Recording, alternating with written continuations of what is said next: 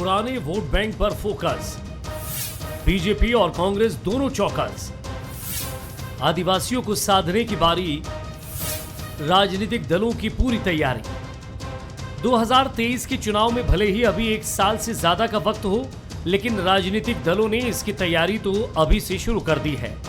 कांग्रेस 9 से 15 अगस्त के बीच तिरंगा यात्रा निकालने जा रही है।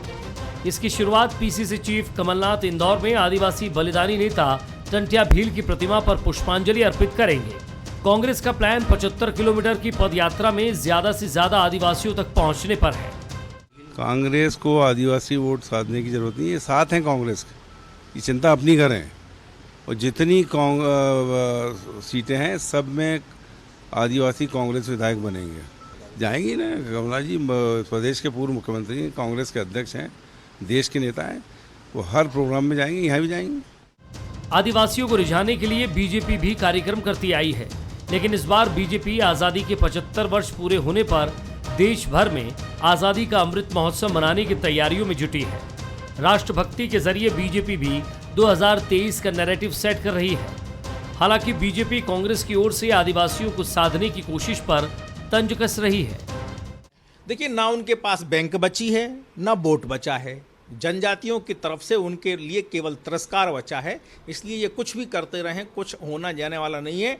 ये उनके विकास और कल्याण से पीछे हटे, ये उनके तमाम प्रकार के जो मान सम्मान स्वाभिमान के विषय हैं उनसे दूर हटे। उन्होंने पहली बार जनजाति राष्ट्रपति बनी श्रीमती द्रौपदी मुर्मू का भी अपमान किया, बार बार किया।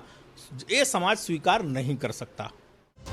आदिवासी वर्ग कांग्रेस का पारंपरिक वोटर माना जाता है, लेकिन 2018 के चुनाव के नतीजों के बाद बीजेपी ने आदिवासी वर्ग पर ज्यादा फोकस किया, क्योंकि आदिवासियों के लिए आरक्षित 47 सीटों में से 30 सीटों पर कांग्रेस ने जीत दर्ज की थी।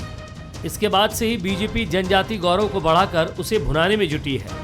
फिर चाहे बात बिरसा मुंडा जयंती के नाम पर छुट्टी की हो, या उनकी याद में जनजाति गौरव दिवस मनाने की हो, या फिर हबीबगंज रेलवे स्टेशन का नाम रानी कमलापति करने का, बीजेपी ने आदिवासियों को रिझाने में कोई कसर नहीं छोड़ी। हालांकि 2023 के नतीजों से ये साफ हो जाएगा कि बीजेपी कांग्रेस के आदिवासी वोट बैंक में कहां तक सेंध लगा पाई है। नमस्कार, बंसल न्यूज देख रहे हैं आप। मैं हूं आपके साथ विजय कुमार पंड्या, और आज का हमारा मुद्दा है आदिवासी किसके साथी। जी हां, मध्य प्रदेश में फिर आदिवासी सियासत के केंद्र में है। दरअसल कांग्रेस स्वतंत्रता की 75वीं वर्षगांठ पर तिरंगा यात्रा निकालने जा रही है, और इसके जरिए वो अपने पुराने वोट बैंक को रिझाने की कोशिश करेगी।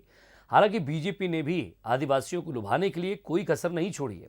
ऐसे में सवाल यही है कि 2023 के विधानसभा चुनाव में आदिवासी किसके साथी बनेंगे। तो चर्चा करते हैं इसी मुद्दे पर।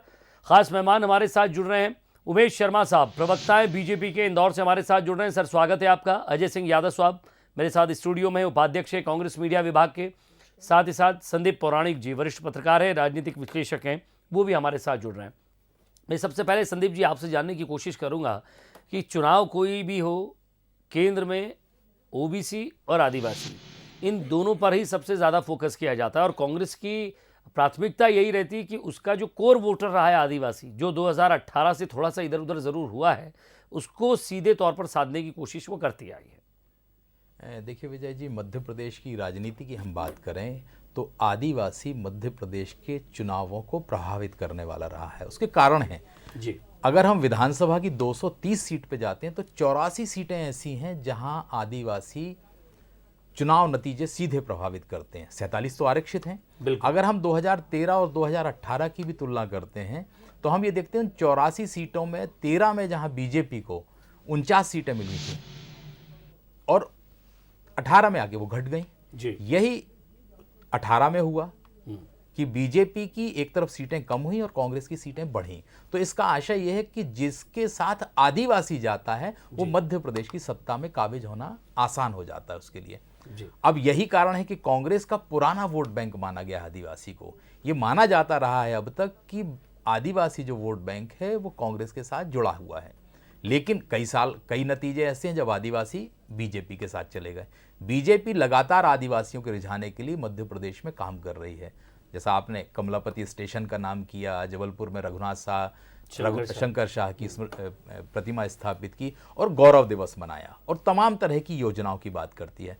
कांग्रेस ने आजादी के उत्सव पर आदिवासियों के बीच पहुंचने की कोशिश की है और आगे किसको किया है? कमलनाथ को।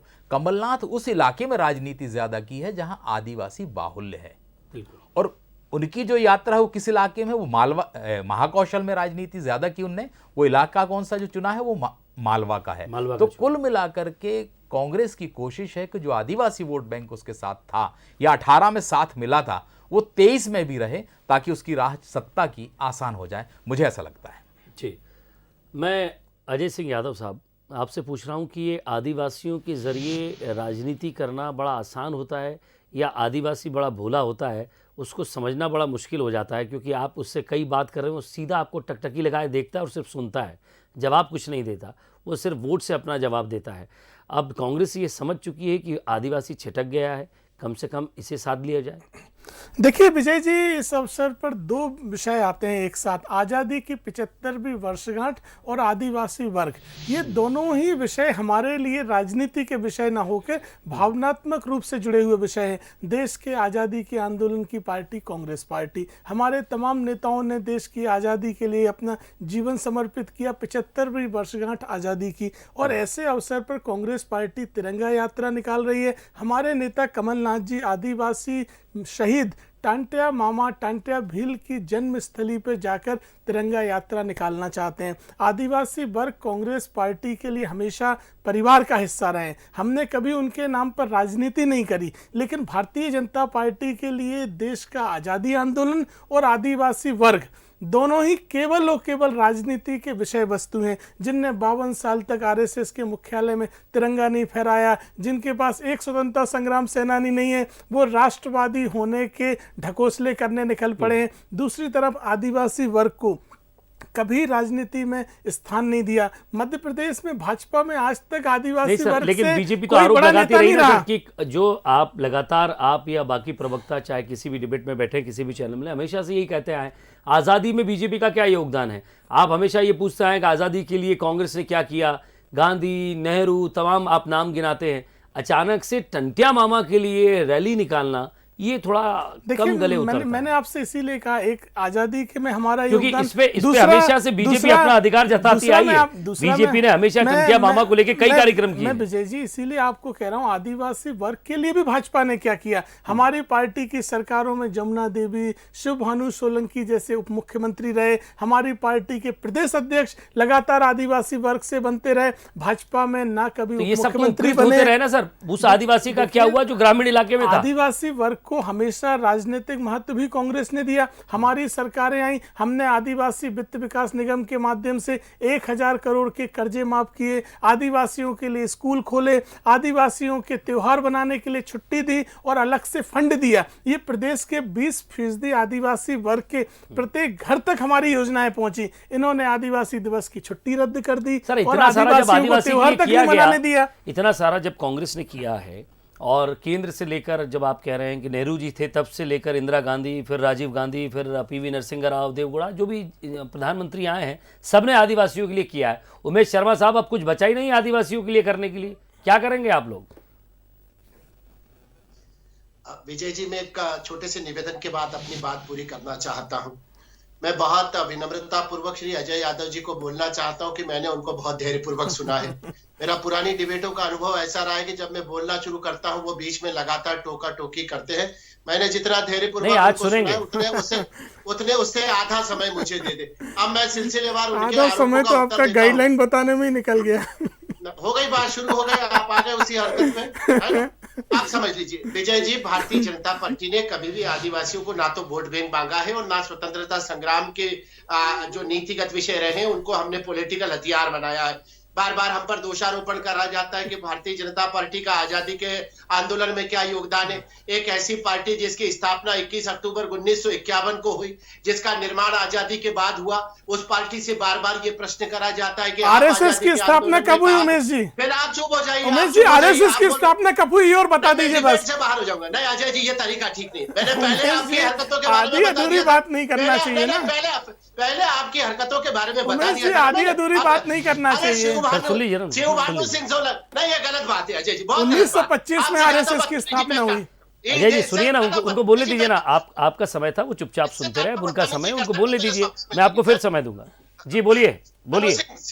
शिव भानु सिंह सोलंकी की जो चालीसा पढ़ रहे थे ना, इस शिव भानु सिंह सोलंकी को तो मुख्यमंत्री इनकी पार्टी ने बनने नहीं दिया। एक बात विजय जी, भारतीय जनता पार्टी आदिवासी समाज के जो विस्मृत गौरव है, उस गौरव की पुनर्स्थापना करना चाहती है। हमें कोई आपत्ति नहीं है। कमलनाथ जी टंटिया भील जी की समाधि स्थल पर जा रहे हैं और उनकी कर्मभूमि भी जा रहे हैं, उस बात का हम अभिनंदन करते हैं, अच्छी बात है। हमारा कोई कॉपीराइट थोड़ी है कि हम आदिवासी वर्ग के लिए केवल भारतीय जनता पार्टी करेगी, ऐसा तो हमने कभी भी किसी स्तर पर नहीं करा। हमारा अपना दृष्टिकोण है। हमको लगता है कि ये जो 9 अगस्त को कर्मकांड किया जा रहा है, ये विश्व का मूल निवासी दिवस है। भारत में तो प्रत्येक नागरिक मूल निवासी है। भारत के अंदर तो हम तो यहां तक मानते हैं कि राहुल गांधी जी और प्रियंका गांधी जी भी मूल निवासी है। केवल एक सोनिया गांधी जी है जो मूल निवासी नहीं है, जो विदेशी मूल की है। इस भारत में तो सभी मूल निवासी है। तो भारत में तो विश्व मूल निवासी दिवस मनाने की आवश्यकता नहीं है। कांग्रेस पार्टी के मित्रों ने उस अंतरराष्ट्रीय मूल निवासी दिवस को विश्व आदिवासी दिवस के नाम पे परिवर्तित कर दिया। हमने कहा है कि जनजाति वर्ग के लिए बिरसा मुंडा, जिनको धरती का आप कहा जाता था, जिनके बारे में कहा जाता था कि वे आदिवासियों के भगवान है, हमने 15 नवंबर को जनजाति गौरव दिवस मनाया। हमने अवकाश भी घोषित करा। भारतीय जनता पार्टी ने, आप देखिए, चाहे टंटिया मामा भील हो या शंकर शाह या रघुनाथ शाह हो या भीमा नायक हो, ये जितने कमलापति महारानी हो, हमने जितने जनजाति वर्ग के स्वाभिमानी लोग इस भारतवर्ष में हुए हैं, जिनके साथ दुर्भिलेखन करा गया, इतिहास में जिनके साथ न्याय नहीं करा गया, भारतीय जनता पार्टी उस विस्मृत गौरव की पुनर्स्थापना करना चाहती है। और इसके केंद्र में हमारे लिए 82 या 84 वे सीटें नहीं है जहां आदिवासी वर्ग उमेश जी रोक रहा हूं आपको। जिनके गौरव की आप बात कर रहे हैं, मैं दूंगा समय आपको। मैं बोल रहा हूं, मैं समय दूंगा आपको। बस मैं एक चीज कहना चाहता हूं। मैं समय दूंगा ना सर आपको, रुकिए ना। आप जिनकी बात कर रहे हैं, उनके गौरव की और उनके इतिहास की बात कर रहे हैं सर, उनको सम्मान देना जरूरी है। आप सम्मान दें, कांग्रेस दें, हम सबको देना जरूरी है।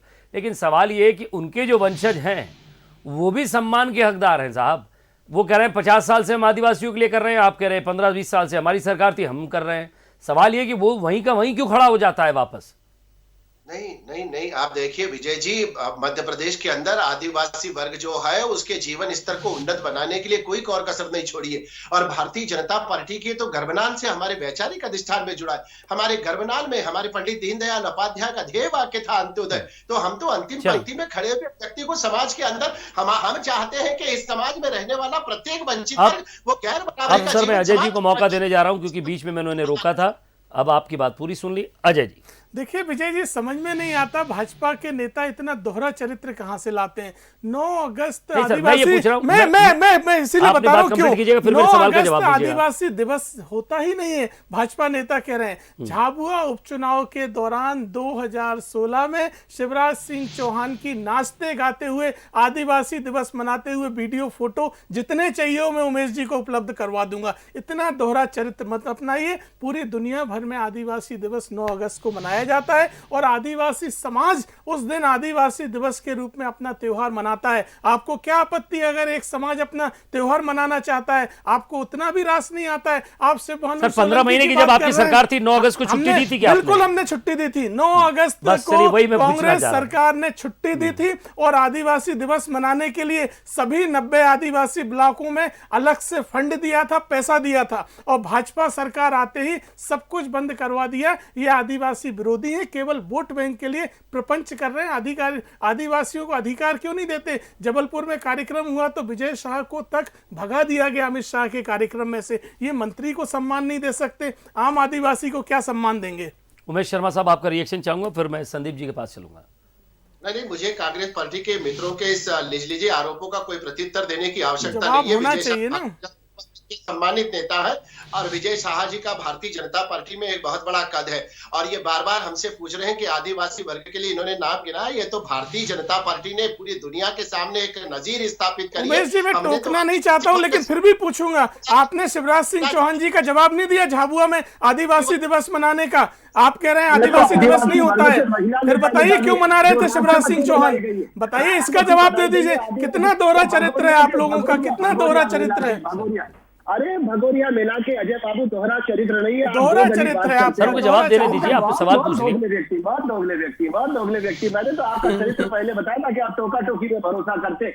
महामहिम राष्ट्रपति के लिए मुझे लग रहा है विजय जी, पूरी दुनिया ने एक नजीर देखी है। भारतीय जनता पार्टी ने उड़ीसा के अंचल से निकालकर एक आदिवासी वर्ग की महिला को राष्ट्रपति के पद पर पहुंचाने में अपना महती योगदान दिया है। तो भारतीय जनता पार्टी जनजाति के लिए क्या, इस पर मैं रोक रहा हूं आपको। मैं अजय जी से रिएक्शन लेता हूं। सर, अगर ये आज उत्सव मनाने की बात हो रही है तो उस समय द्रौपदी मुर्मू जी का आपने सहयोग क्यों नहीं किया? उस समय क्यों क्रॉस वोटिंग करनी पड़ी 2-3 लोगों को? देखिए विजय जी, आप लोग क्यों एक नहीं हुए? देखिए, भारतीय जनता पार्टी का चरित्र देखिए। भाजपा के नेताओं ने द्रौपदी मुर्मू जी के लिए आम सहमति बनाने के कोई प्रयास नहीं किए। अगर भारतीय जनता पार्टी चाहती तो फिर वो हर प्रदेश में क्यों गई? देखिए, हर प्रदेश में सहयोग की अपेक्षा क्यों की गई? आपसे अंतरात्मा की आवाज क्यों पूछा? विजय जी, मैं आपको दोनों बातें बातें आपसे पूछता हूं। मैं दोनों बातें आपसे कह रहा हूं। मैं जवाब लूंगा। देखिए, मैं एक मैं 2 और मिनट विजय जी, मुझे जवाब, एक सेकंड मुझे अपना जवाब पूरा करने दीजिए। एक, आपने आम सहमति नहीं बनाई। दूसरी बात, वंचित वर्गों से चाहे के.आर. नारायणन जी हो, चाहे महिला वर्ग से प्रतिभा सिंह पाटिल हो, तो उस समय क्या बीजेपी ने विपक्षी धर्म नहीं अपनाया था? समर्थन दे दिया था कांग्रेस के उम्मीदवारों को।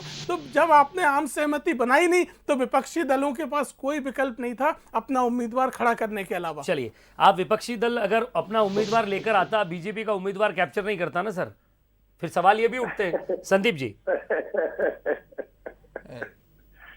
देखिए विजय जी, सीधी सी बात यह है कि राजनीतिक दलों को अपने पैमाने स्थापित करने हैं, अपने प्रतिमान स्थापित करने हैं। बीजेपी ने आदिवासी को, महिला को राष्ट्रपति बनाने की पहल की।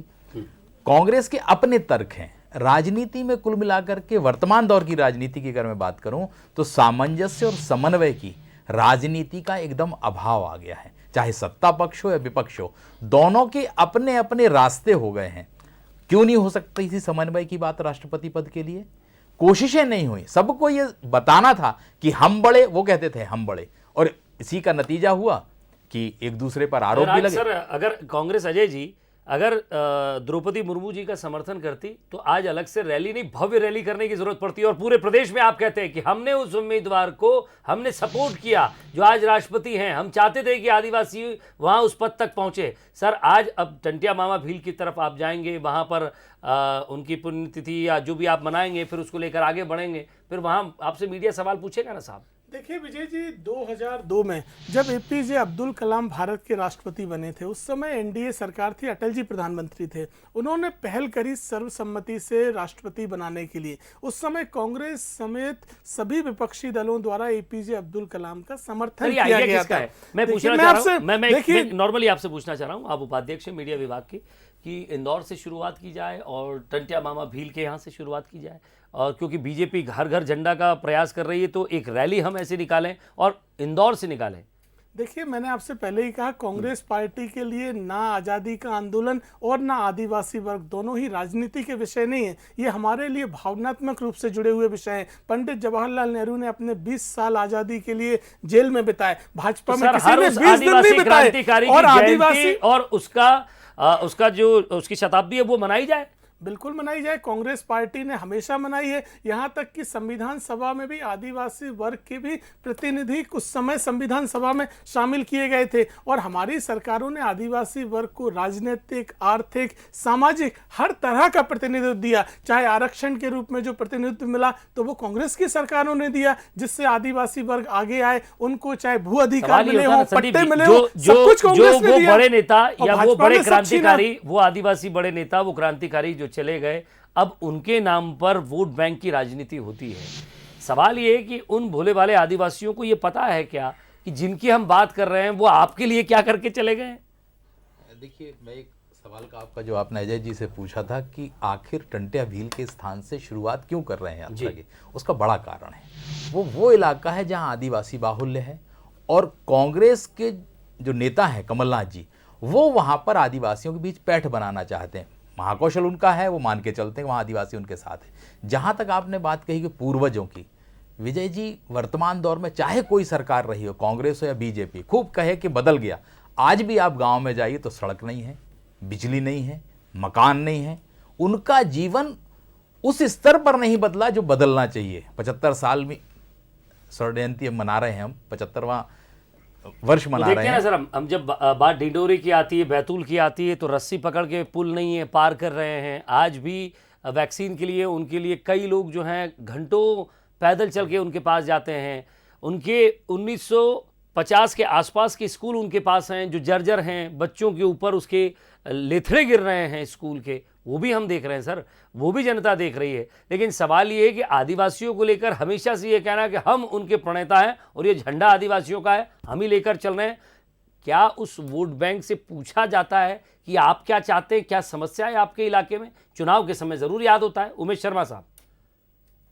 नहीं, निश्चित रूप से जो एकाध अपवाद आप बता रहे हैं, ऐसा संभवतः कहीं हुआ भी होगा। आपकी बात से मैं 100% असहमति व्यक्त कर भी नहीं सकता हूँ। कोई दूर दराज के अंचल ऐसे होते हैं कि जहाँ पर मोटरसाइकिल पे बांध के ले जा रहा है, इस प्रकार की आपको परिस्थितियों याद ही नहीं आते सर उनको बोलने दीजिए ना, सवाल ये तो फिर वो आपसे कहेंगे आप बोल रहे हैं। भारतीय जनता उन्हें याद नहीं आ रहा है, इसलिए इंसिडेंट याद दिलाने पड़े। भारतीय जनता पार्टी उस क्षेत्रों के अंदर बहुत प्रतिबद्धता और ईमानदारी के साथ विजय भैया अपने कर्तव्य निर्वहन का काम कर रही है। और हम आदिवासियों का, मैंने कहा है कि हम भारतीय जनता पार्टी की अपनी मान्यता है। हम चाहते हैं कि समाज का प्रत्येक ऐसा वर्ग की जो गैर बराबरी का जीवन जी रहा, ये गैर बराबरी का भाव समाप्त होना चाहिए। समाज के अंदर एक समरूपता का भाव का निर्माण होना चाहिए और भारतीय जनता पार्टी उसके लिए कृत संकल्पित है। उस दिशा में भारतीय जनता पार्टी निरंतर प्रयास भी कर रही है। अजय जी ने एक प्रश्न खड़ा करा था कि कौन से नेता हैं आपके जिन्होंने बलिदान दे दिया। क्योंकि हमारी राजनीतिक इकाई का निर्माण आजादी के बाद हुआ। आरएसएस 1925 से काम कर रही है। उमेश जी, ये भ्रम मत फैलाइए। आरएसएस आपकी मात्र संस्था नहीं है। कह दीजिए आरएसएस से हमें कोई लेना देना नहीं है, हम भी मान लेंगे। बोल दीजिए आरएसएस से कोई लेना देना नहीं है। आरएसएस 1925 से काम कर रही है। आजादी के आंदोलन का आरएसएस ने विरोध किया, भारत छोड़ो आंदोलन का आपके नेताओं ने विरोध किया और आपके बड़े नेता की मुखबिरी का इतिहास देश भूल नहीं सकता है। इसलिए आपके झूठ बोलने से इतिहास नहीं बदल जाएगा। आपके पास कोई फ्रीडम फाइटर नहीं है, इसलिए आप अगर आरएसएस पर डिबेट होती, आरएसएस पर डिबेट होती, आपकी मात्र संस्था है। आप कह दीजिए हेडगेवार जी, गुरु गोलवलकर जी आपके आदर्श नहीं है। आरएसएस की पृष्ठभूमि मैं रोक रहा हूं उमेश जी आपको, उमेश जी आपको रोक रहा हूं। अजय जी आप डिबेट कहां ले गए? आप डिबेट कहां ले गए? बीजेपी का गठन नहीं हुआ तो आरएसएस का गठन हुआ था। चलिए इनको बोलने दीजिए। इसीलिए सर अजय जी, मैं ये पूछ रहा हूं हुआ था कि सर, आरएसएस ने क्या सहभागिता, अजय यादव जी, आजादी के आरएसएस पर जनरल नॉलेज के लिए डिबेट थोड़ी रखी है सर। देखिए विजय जी, ये कह के आप बच नहीं सकते कि हमारी संस्था का गठन नहीं हुआ था। सर तो वो क्या कह रहे हैं उनकी बात तो सुन लीजिए। आरएसएस का गठन था उस समय। सर कांग्रेस का गठन हो गया था, आदिवासी का क्या हुआ? देखिए वही तो पूछ रहे हैं। को हमने संविधान सभा से लेके आज तक हर जगह प्रतिनिधित्व दिया है। सर आप कहां हमने प्रतिनिधित्व नहीं दिया? पहले आप कहते थे बीजेपी बोलने नहीं देती, अब आप बीजेपी को बोलने नहीं दे रहे। पार्टी झूठ बोलेगी, प्रपंच करेगी तो हमें टोकना पड़ेगा। मैं अजय जी आपके लिए 1 घंटे की डिबेट अलग से रख दूंगा। अजय जी नहीं हुआ था इसलिए हमारे अजय जी आपके लिए 1 घंटा अलग से डिबेट रख दी जाएगी। सर रुकिए आप, अजय जी रुकिए। आजादी के आंदोलन उमेश शर्मा साहब बोलिए आप। अजय जी रुकिए 2 मिनट। आजाद भारत के 2 बलिदान हुए थे ना, तुम्हारे पंडित जवाहरलाल नेहरू ने तो धारा 370 अभी हमारे हो गए। सर रुकिए ना, आपकी भाषा की शैली। अजय जी रुकिए ना। पहले प्रधानमंत्री जी ने 20 साल देश की आजादी के लिए जेल में रहे। आप कह रहे हैं तुम्हारे पंडित जवाहरलाल नेहरू, इस तरह की भाषा का निंदा होना चाहिए। अजय जी रुकिए, निंदाजनक भाषा है विजय जी, ये स्वीकार्य नहीं हो सकता है। आप क्या चाहते हैं? कह रहे हैं तुम्हारे पंडित जवाहरलाल नेहरू, आप डिबेट कहां ले जाना चाहते हैं? अजय जी आप डिबेट कहां ले जाना चाहते हैं? चलिए मैं रोक रहा हूं आपको। एक लास्ट रिएक्शन आपका होगा उमेश शर्मा साहब। विजय जी, इन्होंने तो जो करा है ना भारत के विभाजन का, मैं जानता था इनके स्वभाव को। इसी तरह की डिबेट करते हैं, स्टूडियो में बैठने का आपके लाभ पास उठाते हैं, इनके तथ्य पास नहीं है, इसलिए आपकी बौखलाहट समझी जा सकती है। जो दिवालियापन होता है तो वहां बौखलाहट समझी जा सकती है। मुद्दा अलग चला गया है। मैं हमेशा से छीन नहीं सकते। चलिए मैं रोक रहा हूं आप दोनों को। चलिए हेडर दोनों ऑफ किए जाए। मैं बस आपसे यही निवेदन कर रहा हूं दोनों से कि हमारा मुद्दा था आदिवासी, हमारा मुद्दा था मालवा निमाड़ में रैली का, हमारा मुद्दा था कि क्या आदिवासी दोनों पार्टियों की प्राथमिकता में है या फिर वो एक वोट बैंक है। लेकिन सवाल ये था, लेकिन उसके पीछे कई सारे तर्क आए, आज़ादी, भारत, तमाम दुनियादारी, आरएसएस। मैं समझता हूं कि डिबेट जिस विषय पर है उस विषय पर फोकस किया जाए तो ठीक होगा। समय समाप्त। आगे देखिए छत्तीसगढ़ में आज का मुद्दा तिरंगा किसका। नमस्कार।